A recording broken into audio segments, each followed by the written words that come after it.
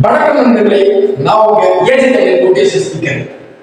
இன்னைக்கு நம்மளுடைய பதிவில் என்ன பார்க்க போறோம்னா, ஒரு நல்ல வாசகத்திற்கான ஒரு பதிவு.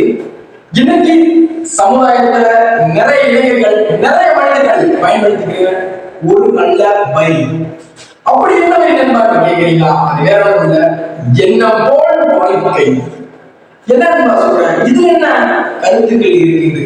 நிச்சயமா, ஏன்னா நம்ம இன்னைக்கு நிறைய பேர் நம்ம செல்போன்ல, நம்ம வீட்டு சுகத்துல, நம்ம வண்டியில, ஏன் நம்ம மனசுல கூட இந்த வார்த்தையை பதிவு பண்ணி வச்சிருப்போம், அந்த எண்ணம் போல் இந்த வாழ்க்கையை. நிறைய பேருக்கு இந்த எண்ணம் போல் வாழ்க்கையா என்னன்னு தெரியாது. முதல்ல எண்ணம் போல் வாழ்க்கை, முதல்ல நம்ம எண்ணம்னா என்னன்னு தெரிஞ்சுக்கிறோம். எண்ணம்னா என்னது?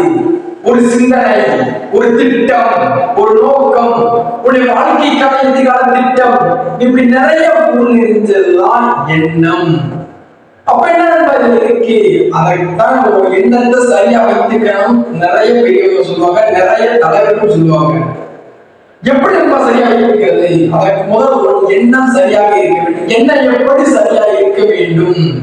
எண்ணம் எப்படி சரியா இருக்க வேண்டும் என்றார்களே, நீங்கள் ஒரு திட்டம் எடுத்துக்கொண்டால், அந்த திட்டத்தில் நீங்கள் வெற்றி பெற வேண்டும் என்று நினைத்தால், அந்த திட்டத்தை மட்டும் நீங்கள் சிந்திக்க வேண்டும், அந்த திட்டத்தை மட்டும் நீங்கள் செயல்படுத்த வேண்டும் என்ற நோக்கம் இருந்தால் மட்டும்தான் அதுல நீங்க ஜெயிக்க முடியும். அப்போதான் உங்களுக்கு புரியும் அந்த எண்ணம். எண்ணும் எண்ணம் தான் வாழ்க்கை. ஆனா உங்க எண்ணம் நல்லதாகவே இருக்கணும். நிச்சயமா ஒவ்வொரு மனிதனுக்கும் வாழ்க்கையில் நல்ல எண்ணங்கள் வரலாம், கெட்ட எண்ணங்கள் வரலாம். ஆனால் வாழ்க்கைக்கு எது தேவையோ அதை எடுத்துக்கணும். அது எது? நல்ல எண்ணங்கள். நல்ல எண்ணங்கள் தான் நீங்க எடுத்துக்கணும். ஏன்னா நல்ல எண்ணங்கள் ஒரு நல்ல பாதைக்கு அழைத்து செல்லும், நல்ல இலக்கிற்கு உன்னை கூட்டி செல்லும். எண்ணங்கள் எப்போதும் சிறந்ததாக இருக்கும்னா, முதலில் நீ என்ன எண்ணிக்கையோ அது சிறந்ததாக இருக்கும். அப்போதுதான் உன்னுடைய வாழ்க்கையும் அந்த எண்ணத்திற்கு போல வைக்கும். அதான் நிறைய பேர் சொல்லுவாங்க, எண்ணம் போல் வாழ்க்கை. நிறைய நடிகர்கள் கூட நிறைய மேடைகள் சொல்லியிருப்பாங்க. நீங்களும் நிறைய பேர் சொல்லியிருப்பீங்க. அர்த்தம் என்னன்னே தெரியாம பாட சொல்லுவாங்க, எண்ணம் போல் வாழ்க்கை.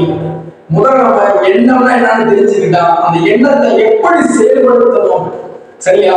உங்களுடைய இலக்கு, உங்களுடைய வெற்றி, நீ செய்யற ஒரு வேலையாக இருந்தாலும் சரி, நாளைக்கு செய்யற வேலையாக இருந்தாலும் சரி, இல்ல நீங்க ஒரு டிஎன்பிஎஸ்சி போட்டி தேர்வுல வெற்றி பெற போறீங்க, அது ஒரு எண்ணம். அப்படின்னா அது ஒரு திட்டம். அந்த திட்டத்தை நீங்க முன்னாடி வகுத்து வச்சுக்கணும். அந்த எண்ணத்திலே போய்க்கே இருக்கணும், அந்த திட்டத்தை தொடர்ந்து போய்க்கே இருக்கணும்.